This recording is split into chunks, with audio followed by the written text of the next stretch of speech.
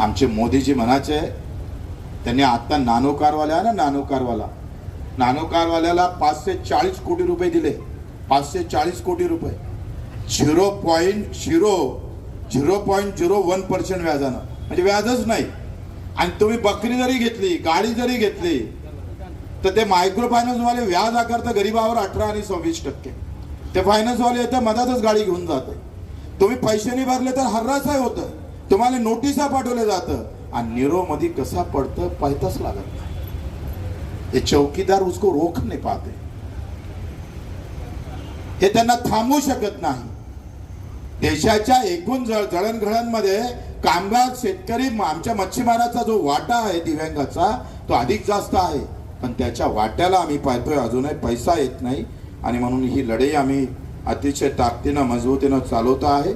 मच्छीमारांचं नवीन धोरण असेल, आमच्या शेतकऱ्यांचं असेल, मेंढपाळांचं असेल, या सगळ्यांसाठी, अतिशय कष्ट करणाऱ्या लोकांसाठी ही लढाई लढतोय.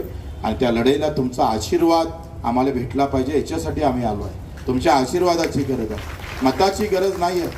मत तुम्ही कोणाला मारता तो प्रश्न नाही, पण मत मारताना डोकं लावून मत मारा.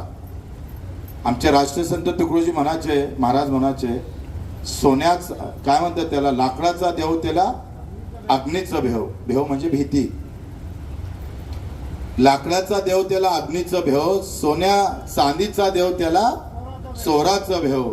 मी एक त्याच्यात जुळवलं, राजकारणी देव त्याला मताचं भेव. मत का डर, वोट का डर होना चाहिए.